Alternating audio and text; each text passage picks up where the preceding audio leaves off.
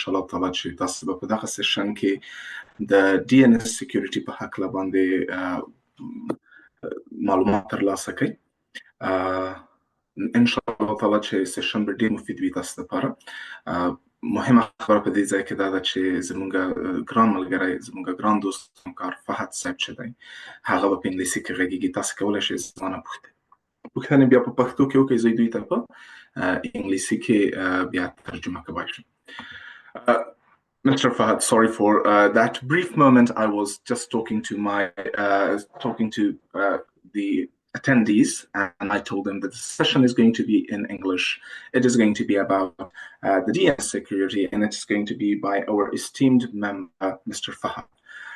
Mr. Fahd is a stakeholders engagement director with ICANN in the Middle East, and with an extensive experience in the field of technology, and specifically with an extensive knowledge in the field of networks and DNSs.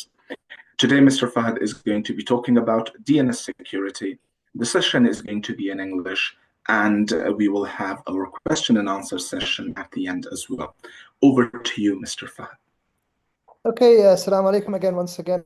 Sorry, assalamu alaikum once again, everybody. And thank you, Abidullah, for introducing me.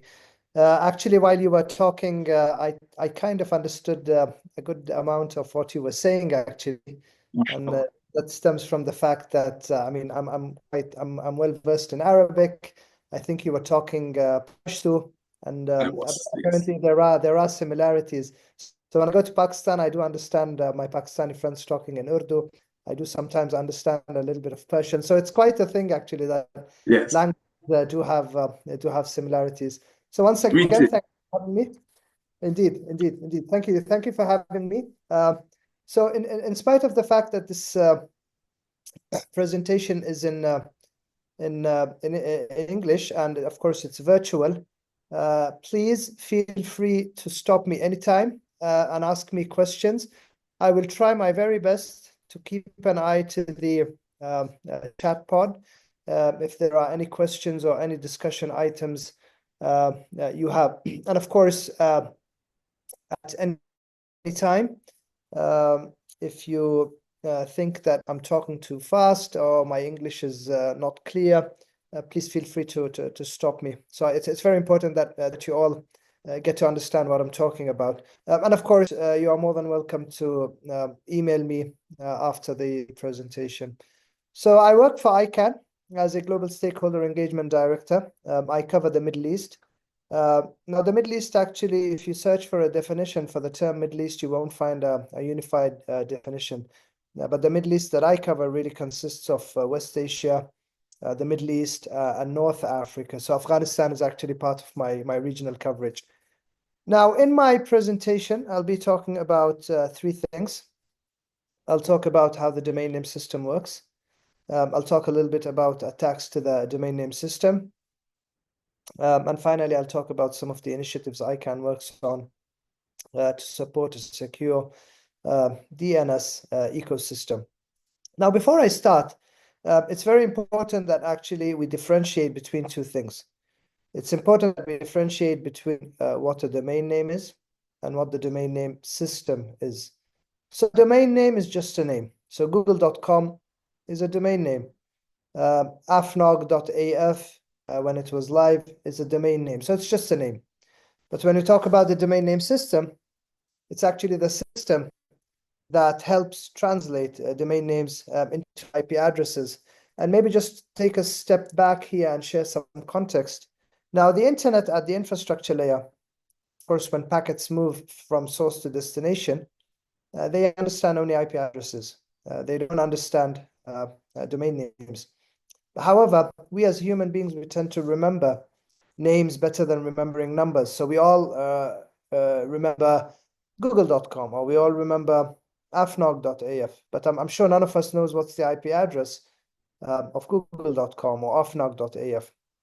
And so this is where really the DNS system came into the internet ecosystem. It really came to help make our lives easy.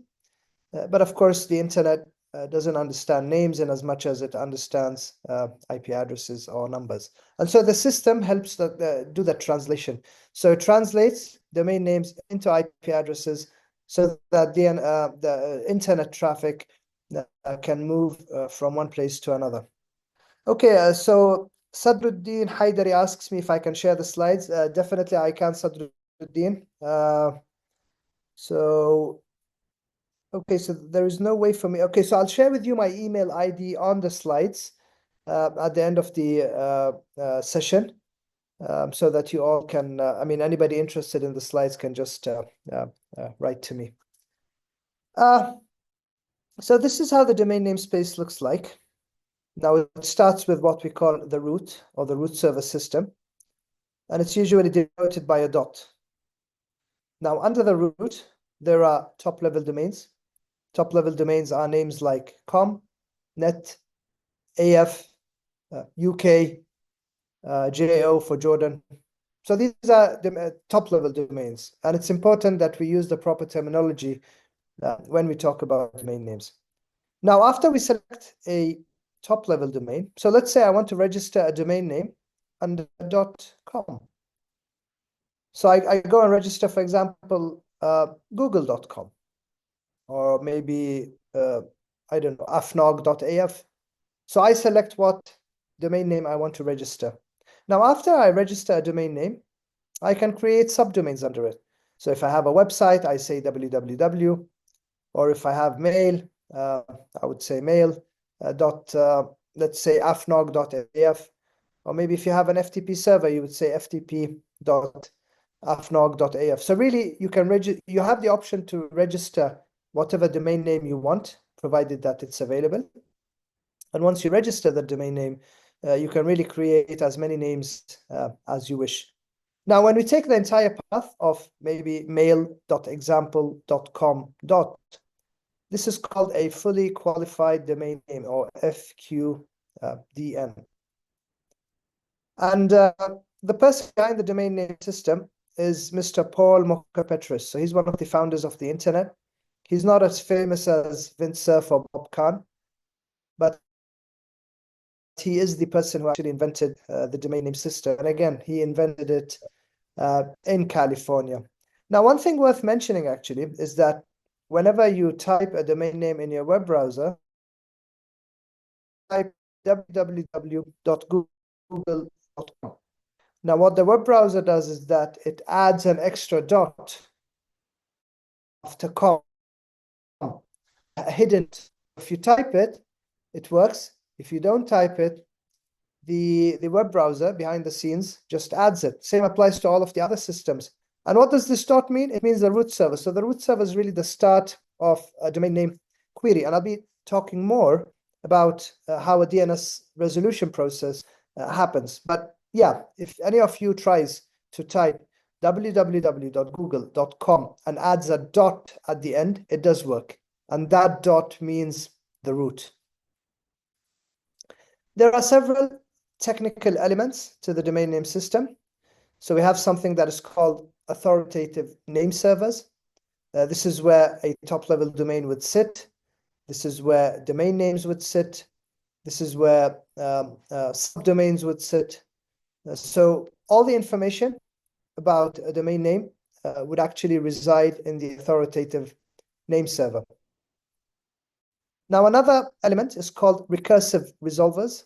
And recursive resolvers actually help jump from one server to another. So the root are a group of servers. And then the .com, which is, for example, hosted by VeriSign, they have their own set of servers. And then if I register a domain name with GoDaddy, let's say Fahd.com. So Fahd.com would be sitting on the GoDaddy servers.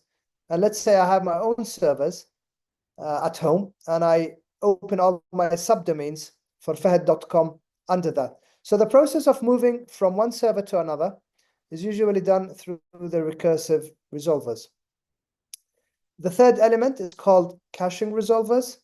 And caching in the DNS is very similar to caching anywhere else. So you would have a local copy of records. So rather than going to the original servers somewhere in the world, it could probably be cached with your internet service provider or maybe your mobile network operator. Last but not least, are stub resolvers, which are also called client resolvers. So a stub resolver or a client resolver is a resolver that exists on any device. So let's say you catch your smartphone, you fire up your web browser, and you try to type google.com. So your web browser on your phone actually has a stub resolver. Same applies if you do it on your laptop or any other device. So a stub resolver is really a local instance of a resolver that helps start the DNS resolution process. I mentioned root servers. So root servers really are the starting point of any domain name system inquiry. It describes where the authoritative server for top-level domains exist. And of course, root servers are very important to the functionality of the internet because we do rely heavily on domain names, right? And so there are 13 different operators. There are 13 different root server systems run by 12 different operators. So you would see, for example, in this the slide in front of you that A and J are operated by a company called VeriSign. But beyond that, the other servers are operated by different entities.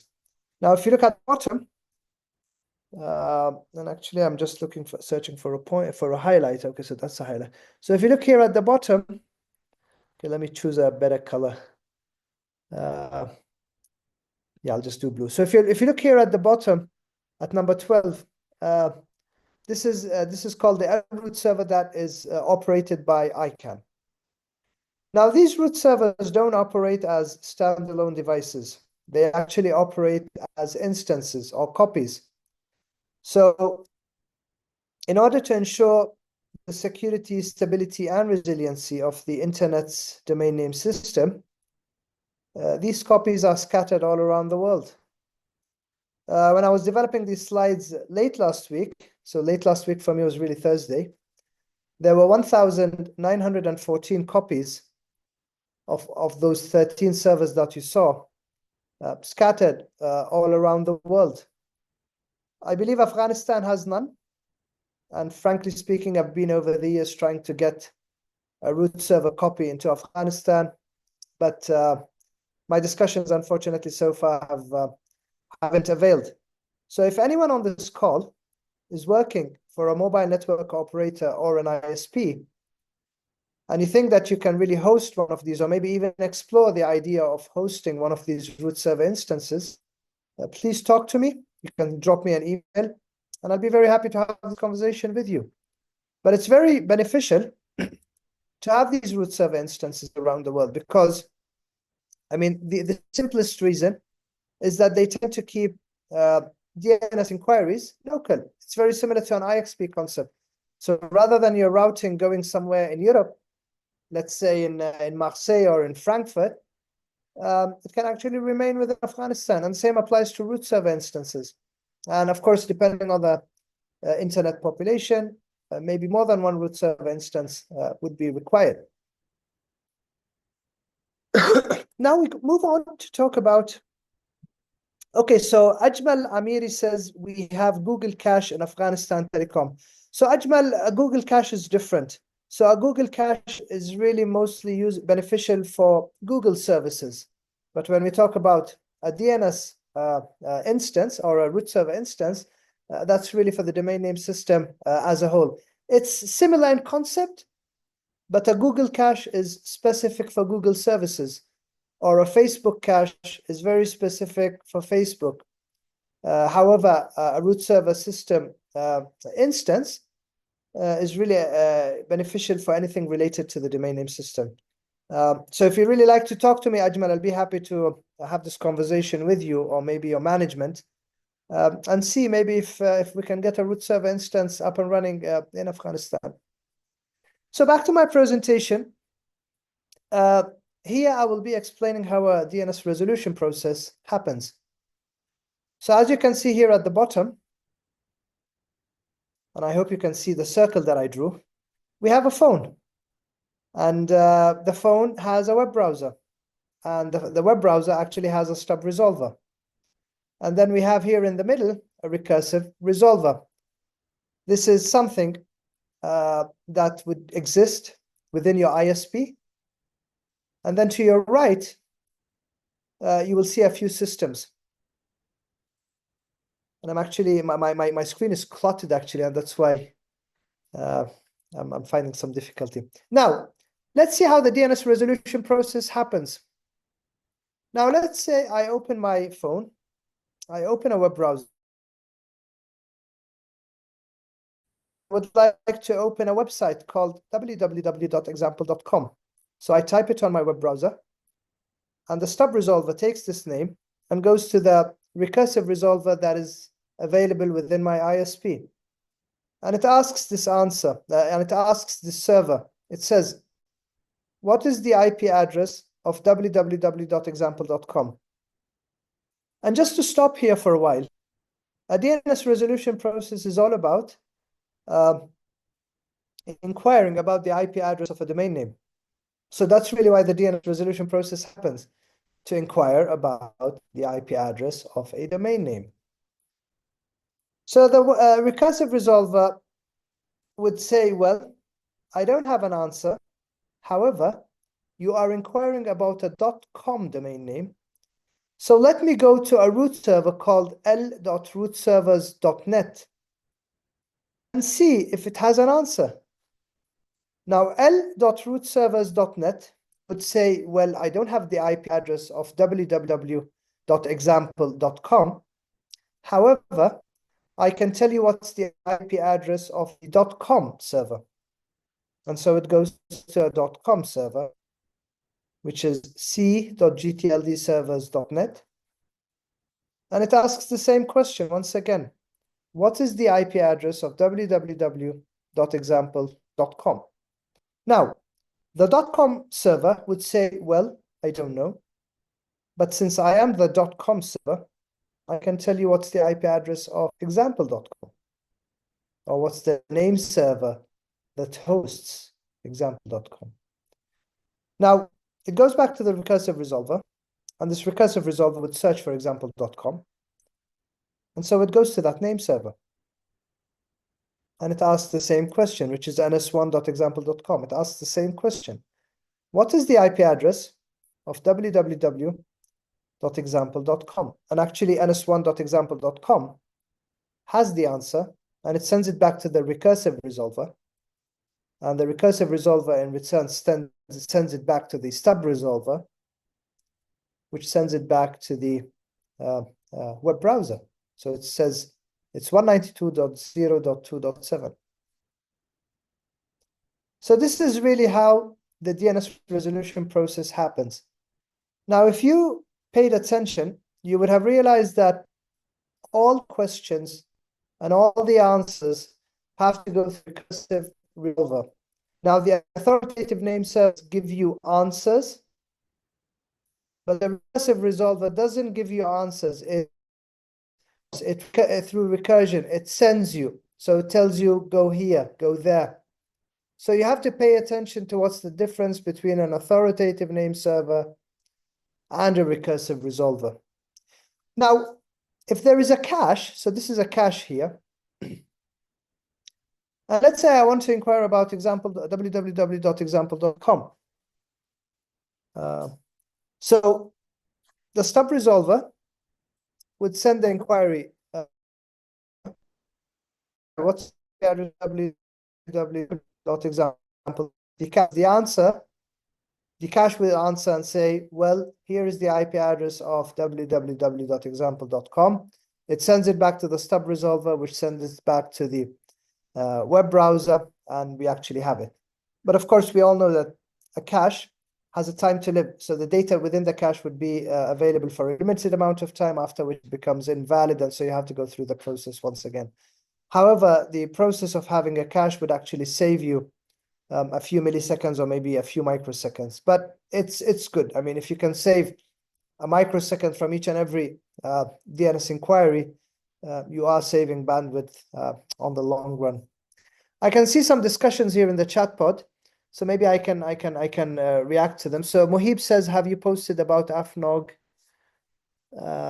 2 on social media yet? If not, now's the time. Let us know your handles, follow you. So that's an announcement probably. And then he's also asking, where are you joining us from today? And drop your location. So again, that's something for you all.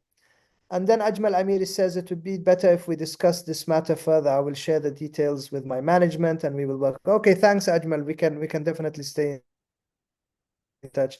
Now, Omar Ansari says, why look up example.dynamic show different IPs? Just a bit clarification. Okay, Omar, so that's a very good question. Now, if you type Google Afghanistan, and if I type google.com in it gives us different IP addresses. The reason is that Google would have different IP addresses used in different parts of the world. And this is really more of a resiliency thing for Google. And of course, it's not just Google, it's many other large platforms. So Facebook would have many, many IP addresses. Cisco would have many, many IP addresses and so on. And of course, IP addresses could be IPv4, it could be IPv6. And that's another powerful tool, actually, when it comes to talking about the domain name system. So under one name, which is google.com, you will find probably tens or even hundreds of IP addresses, whether IPv4 or IPv6. And that's, again, very, very beneficial. Of course, there's a technology that's called, and of course, I mean, it does a lot of load balancing and anycasting, so that when I type google.com, it actually sends me to the nearest Google server where I can actually fetch such information. And one of our friends, so Ajmal, mentioned about Google Cache. So most probably when you type google.com in Afghanistan, it just goes to the local cache found at Afghan Telecom and just brings the data. Now that we understand what domain names are and what the domain name system is, let's look a little bit more about attacks to DNS. Now, if we look at the internet is growing every day. And without IP addresses, the internet won't function. And without domain names, the internet will function, but it becomes very hard for us to understand how to navigate ourselves through the internet. So how can I find, for example, the IP address of afghantelecom.af or google.com or maybe facebook.com or maybe even bbc.com? It would be very challenging. And that's why the DNS is a very critical component of the internet. And that's why the DNS is very vulnerable to attacks. When the DNS was designed in the early days, it was designed by academics. So Paul Mokopetros was an academic. Vint Cerf was an academic. Even Bob Kahn was an academic. Tim Berners-Lee was an academic. And when these people built different components of the internet, they thought that the internet would just be used by academia and that people will, I mean, it was built around trust and that they were, I mean, the internet wouldn't be a widespread, it wouldn't be used by normal citizens. And then we might not, I mean, they didn't imagine that there would be bad players on the internet. So it was a very simple and honest and clean project where the internet would just be secure. But unfortunately, that's really not the case. The other problem is that bad actors on the internet are very innovative. So they find something today, maybe a solution is found tomorrow, but then the day after, they would again come out with something bad in a very innovative way. And we have to keep searching for solutions. So it's a continuous process. Something bad happens, a patch is found, then something else bad happens, and so on.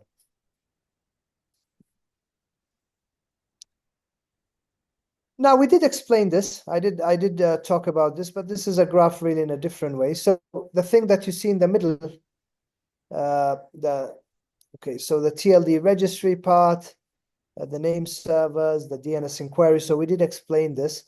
But if we look at the part to the left, which is here, So these are three terms that you really need to understand. So if we look in the middle, which is the TLD registry, a registry is an entity that operates. So in Afghanistan, you have a ministry. So they are the TLD registry for .af. VeriSign is a company in the US that operates .com and .net. .London, for example, is operated by a registry somewhere in London, and so on. So a registry is really an entity that operates a top-level domain. Now, when we look at registrars are companies where you can go to and buy actually a domain name. So you buy a domain name, you buy hosting services, you buy maybe an SSL certificate, and I'm sure in Afghanistan you have many registrars who actually offer these services. At the global level, there are some really famous names. So you have GoDaddy, you have 2Cows, you have Name.com. These are really famous registrars out there where many people register domain names under. And then you have the registrant. So a registrant is any entity, could be an individual, could be a company, could be a government, could be a civil society organization, it could be a university, who actually go out there and register domain names for the purpose of maybe using them for something. Now, registry, registrar, and registrant is usually called the 3R model when buying for domain names. So it's called 3R, registry, registrar, registrant. And as you can see, the TLD registry is at the heart of connecting registrants and registrars with DNS queries. So it's really, as you can see, a complete interconnection. Now, when planning for an attack, there are several ways to really get into a system. So sometimes you can get into a system through the infrastructure. So you find a bug, let's say, within your website, or maybe within your web server, or maybe within your email server. And really finding bugs is a science in itself. Now, the other way is really to do login credentials. So you attack, you try to start sniffing for login credentials. And once you have those credentials, you just put it into the system, and you just get into a system, and you just do whatever you want to do there.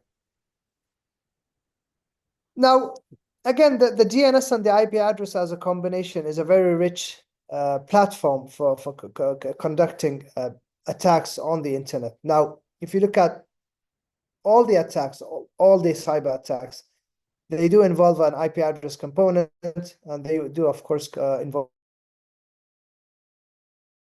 domain. So domain is really of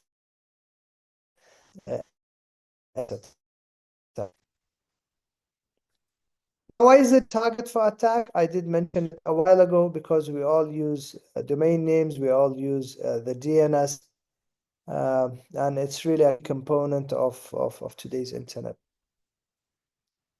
Now, it's important to understand two terms that are widely used when talking about DNS security. So one is called DNS, and the other is called DNS abuse.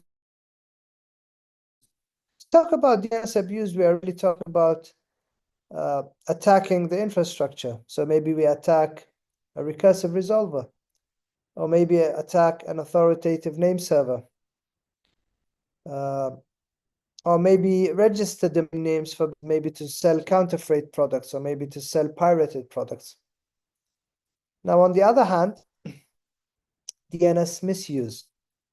So, for example, we can go to a server, and a whois server is really a server that shows you details related to a domain name.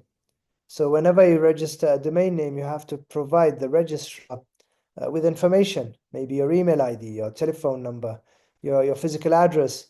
Who are you registering the domain for? Is it for yourself? Is it for your company? And so all this information that is collected when domain is usually collected hosting that is.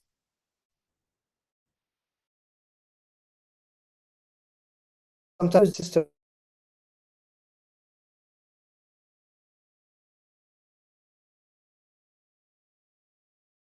attack on the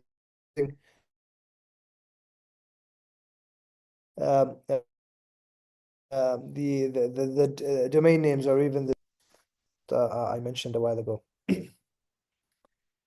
Now, there are several categories when it comes to DNS abuse. But when my colleagues at ICANN, so within ICANN, we have a team called the Security, Stability, and Resiliency team. And they are the team that is responsible for all work related to DNS security, mainly abuse and misuse. And while they were studying, they realized that there were 5 vectors that are very commonly used and that comprise of a large portion of DNS security threats. So 1 is phishing, is malware, 3 is botnet command and control, 4 is spam, and 5 is farming. Of course, there are many other vectors, but those are not as heavily used as the 5 that are mentioned in this slide. Now, I won't go into details about as to what each and every one of this is. I'm sure, but I'm sure since this is a NOG and you are technical, what spam is unlisted, maybe unlisted, whatever. And so, yes. Before we go to this, it's a really engaging presentation, and I'm so invested in it. I'm sorry if I wasn't a very good moderator giving you all these questions there, but I was keeping them for the end. Right now, I have a question, since we have this thing of answering questions per topic.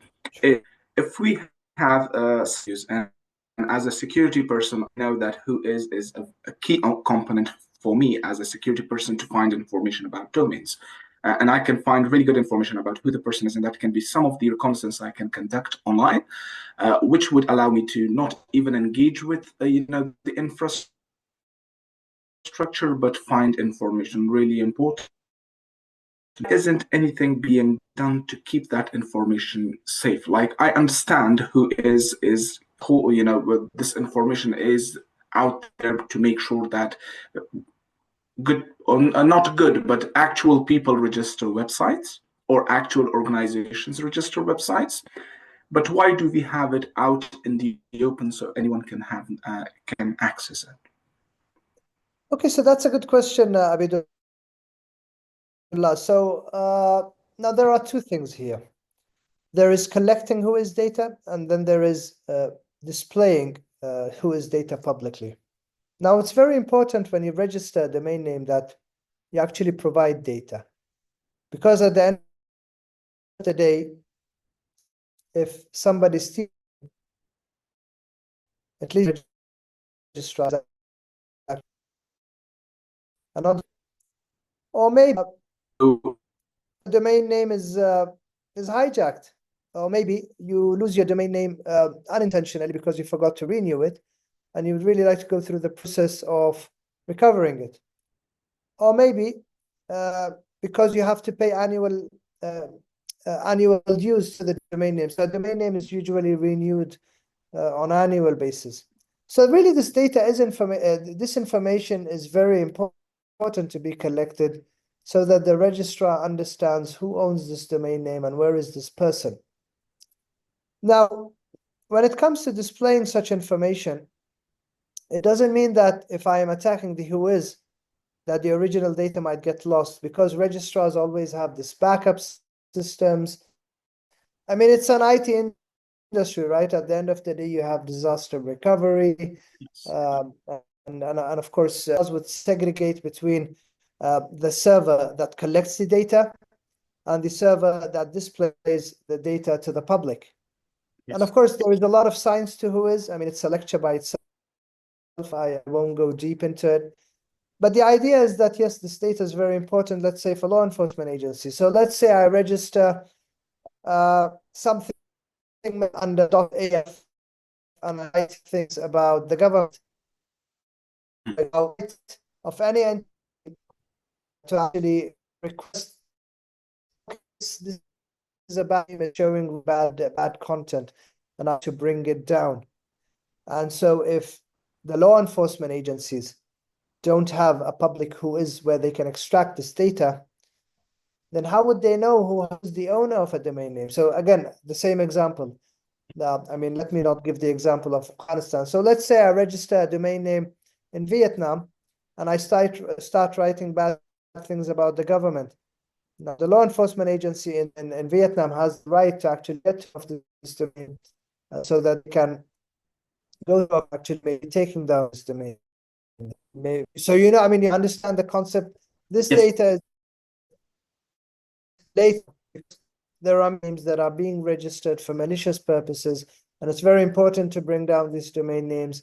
And in order to bring down these domain names, it's important to understand who registered them, where did they register them from, and all this other information. Thank you. Thank you. Okay, so moving on. So these are some domain names.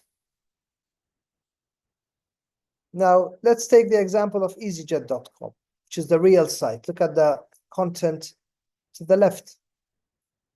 Now, if you look at the middle column, it shows a homograph. So what's a homograph? A homograph is that one of the letters or one of the characters would be altered. So if you look at the homograph, for example, in the case of EasyJet, look at the T. So the T has a dot at the bottom. Now, when you type this in your web browser, or let's say you do a copy paste, or maybe somebody does a hyperlink in an email, I mean, chances that you really pay attention to this dot at the bottom are very low. Now, what the DNS or the domain name system understands is really different from what we see. So what the domain name system actually understands when we are talking about this homograph is this. So this is what the A label is what the domain name system understands when we type easyjet.com with the T having a dot at the bottom. So in reality, these are two different domain names. And homographs are being used a lot by bad actors to trick people into websites. And sometimes you would find that they have taken the exact copy of a website and replicated it. And then they would tell you, okay, click here. And maybe it would send you to a page with credentials. You enter your credentials, and that's it. They have your credentials, and they can start doing all kinds of bad things. So in the world of DNS security, homographs is a real issue. And by the way, just so that you know, the domain name system, when it was developed, it only understood the 22 characters of the English language, or sorry, the characters of the English language, which is ASCII, A, B, C, D, all the way until Z. So these are called ASCII. And it understands 0 to 9, the ones we write in our normal daily lives, or let's say which is used in the West. And it also understands the dash and the underscore. Now, anything else is not called ASCII. It's called Unicode. So, for example, in Afghanistan, you use Pashto or Dari, and it uses the Arabic script. Now, can we register a domain name in an Arabic script language? We can. But the domain name system has to do an extra step of converting a Pashto domain name or a Dari domain name into ASCII, which is called the A label, so that the domain name system can understand and then it can transmit it across the internet. Just give me a second. I'm running out of battery, so I just need to start charging my laptop. Sorry about that. No worries, no worries. Okay, so I am good now. Fantastic.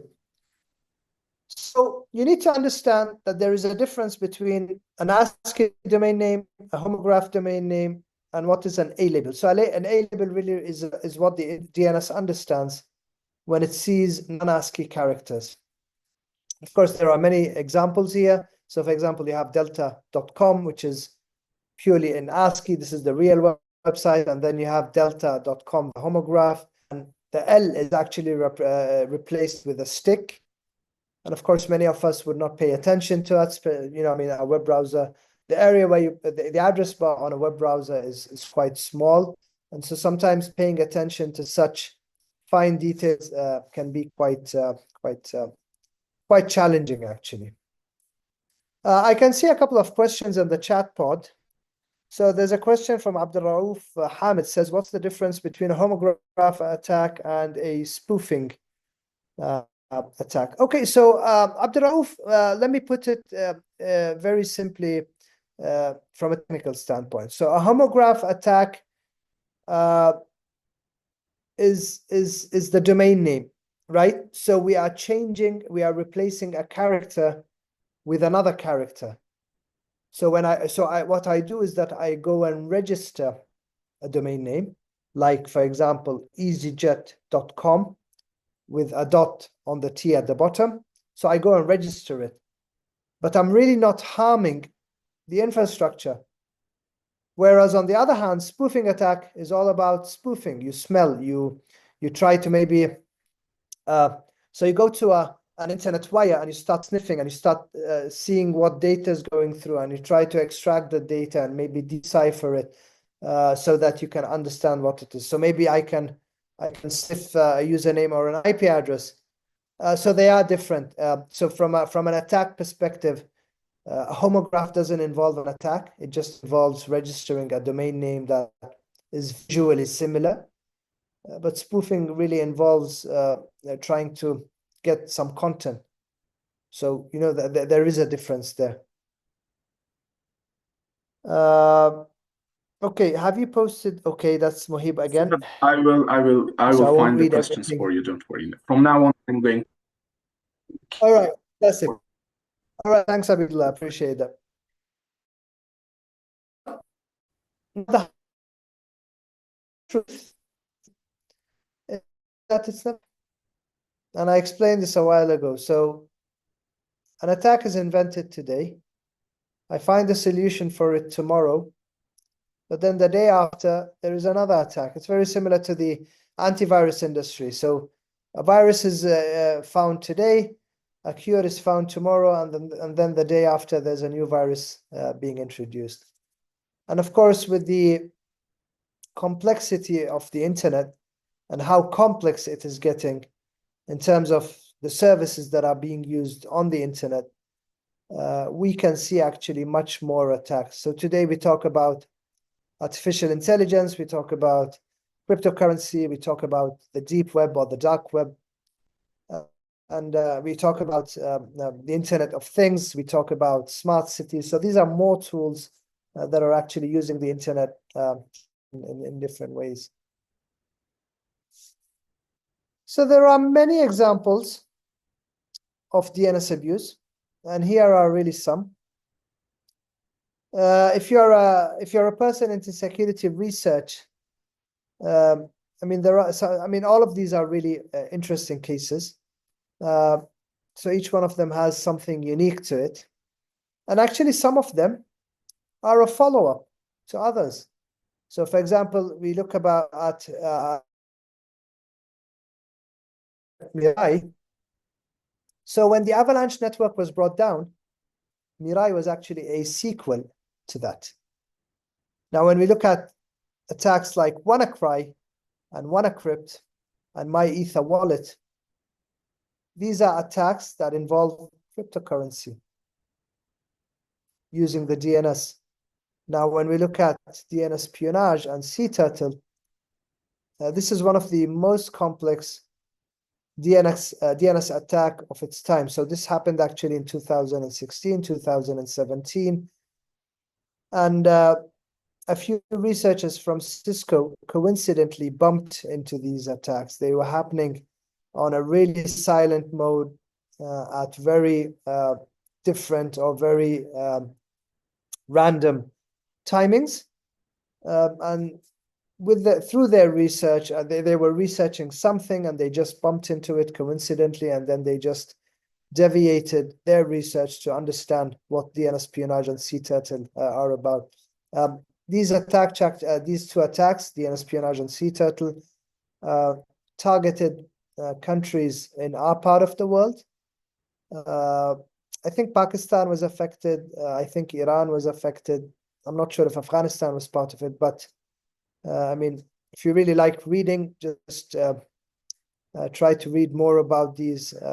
They should interest you. So that's about DNS security.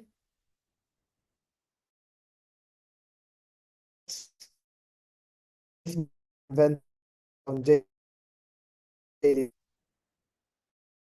And such attacks require the collective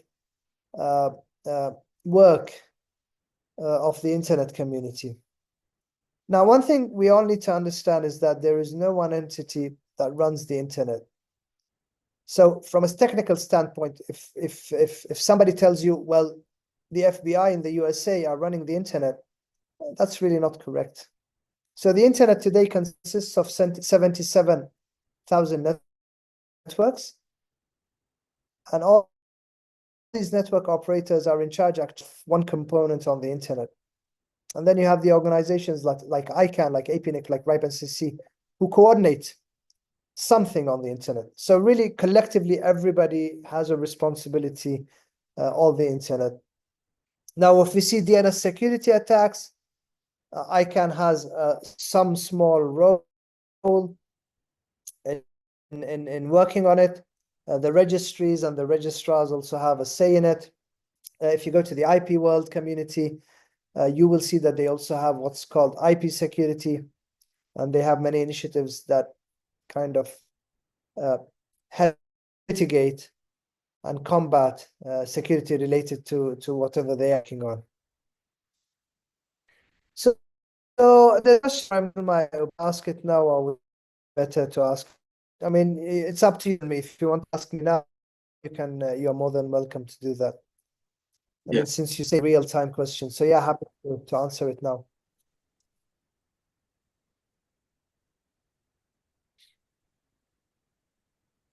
This way, Fahad, we will have a little time for question and answer at the end.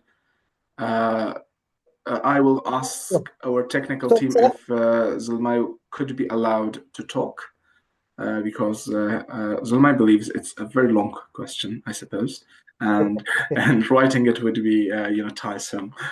Sure.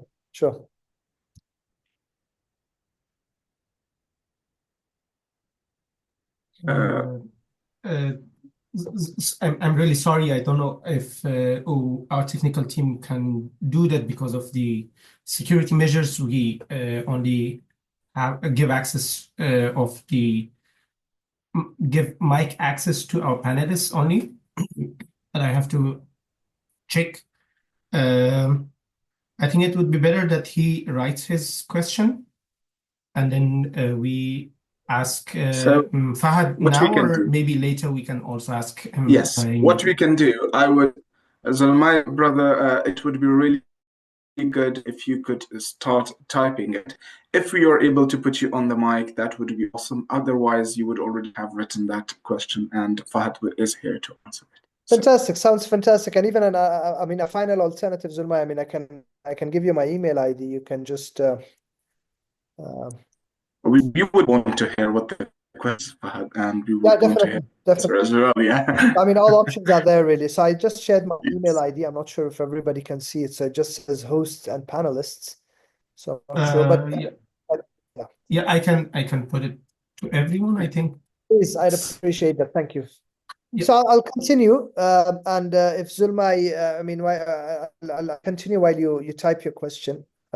So let me talk now a little bit about some of the initiatives that ICANN works on in relation to DNS security. So when we talk about DNS security, there are some initiatives that ICANN is working on.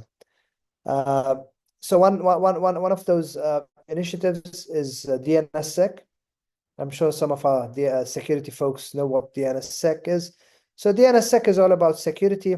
It uses keys, public keys, private keys. It's not an encryption thing per se. It's really all about keys and two-way handshaking and stuff like that. There are two components of DNSSEC.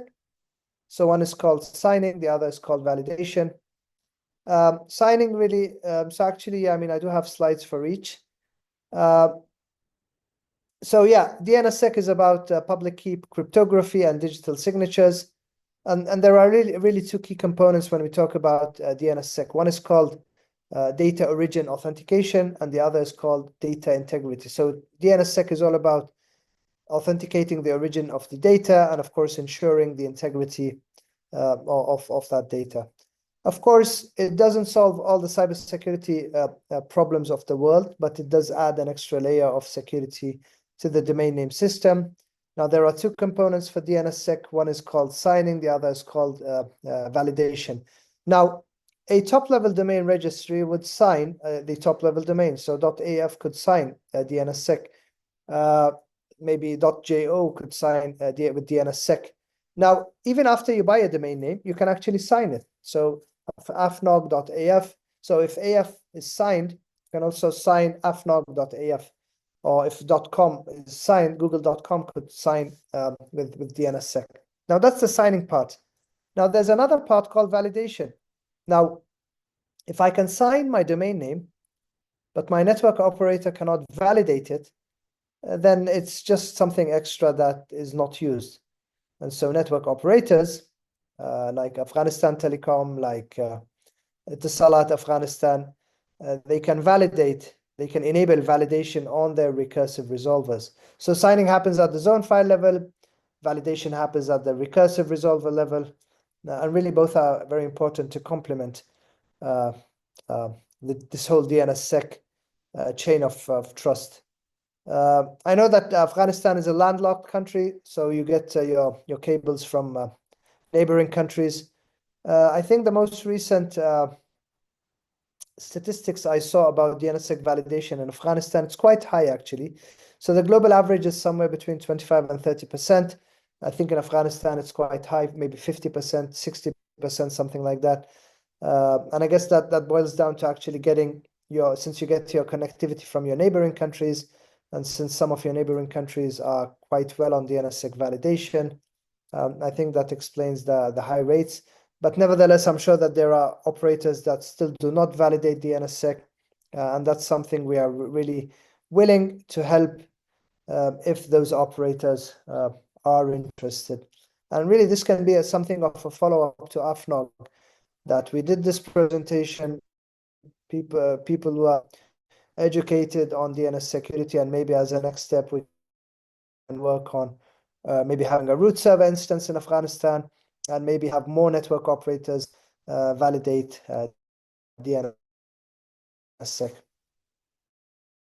Kindness, briefly mentioned this in my opening remarks, my keynote. So kindness helps network operators, internet service providers assess DNS operations within their networks. So it's an assessment, it's a form. You answer a number of questions.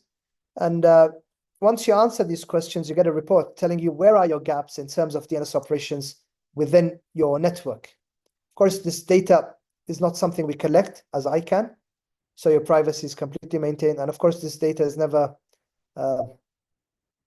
shared with others.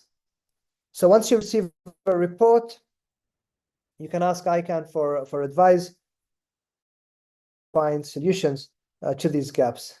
It's a very interesting tool. It's a pretty new initiative. A shout maybe to the network operators on this call. Do take the assessment. So the website is kindness.org. So kindness.org. I did explain this. So kindness literally targets everybody. It targets authoritative operators. Authoritative operators are really the top-level domains, and it also targets recursive resolver operators, which are the ISPs, mobile network operators, and any other entity that is trying to work on the core of the internet or the system. We have a tool called Domain Abuse Activity Reporting, DAR. This is currently being rebranded to something called Metrica. It's the same, it's just another version of DAR. So what this does is that it brings data from reputation block lists, and I'll explain in a while what a reputation block list or an RBL is.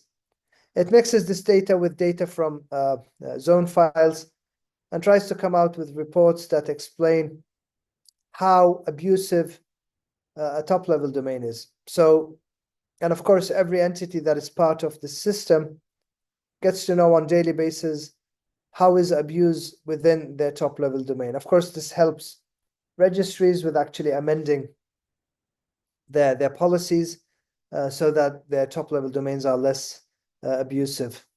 And I am reminded that I actually have 5 minutes to go, so I'll be very quick on this. Now, what DAR does, the team behind DAR actually comes out with monthly reports.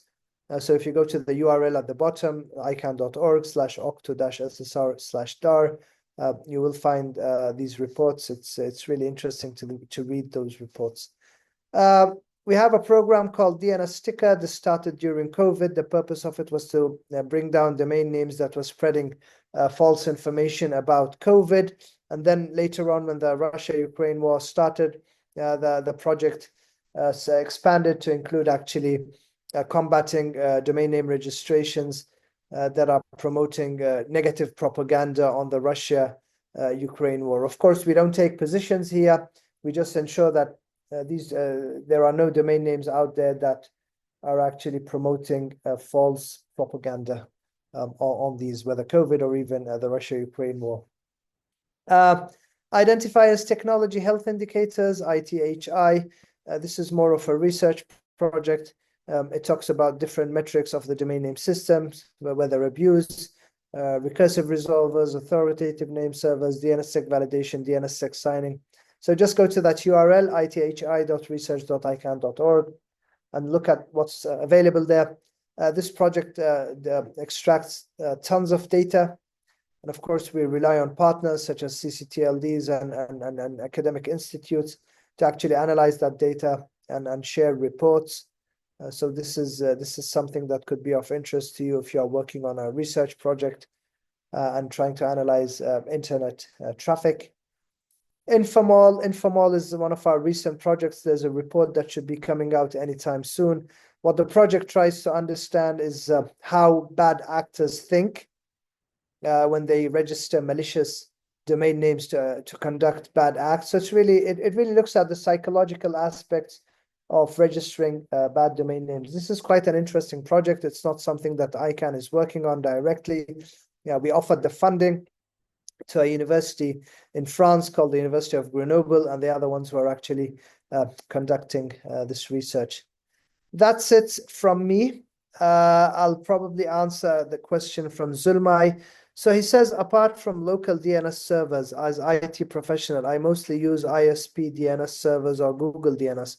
My question is, how can I ensure that the ISP DNS or Google I am using is not monitoring my DNS queries? What measures can be implemented to safeguard our privacy and prevent the leakage of sharing of our queries by these entities? That's a good question, Zulmai, and that's another presentation in itself. Now, one thing you need to understand is that since you are using these DNS servers, whether Google DNS or ISP DNS or Quad 4 or Quad 1 by Cloudflare, I mean, these are all these quads that offer you these DNS resolution services. It's true that they're offering these services to you for free, but they are collecting your data. So no, don't think that they are not collecting your data. They are collecting your data. So when you have a Gmail service, when you are using the search engine for free or using Gmail for free, all your data is with Google. Now, one thing you need to keep in mind is that these companies would really like to continue. So it's equally important for them that they ensure the privacy of the data that runs through their networks. Okay, so I wouldn't be worried. I am personally a person who believes that privacy on the internet is dead, and that as a user, you must decide what you post online. So Yes. I am a person, for example, who doesn't post my personal pictures online. I mean, okay, you might find my picture on the internet, but I never post pictures of me with my wife or with my kids. Yeah, that's my choice. So if you want to maintain some of your privacy, you have to be very conscious of what you are posting online and what service you are using online. Now, this is the world we are living in. It's a fact. Now, all these social media companies are actually relying on our data for their revenues.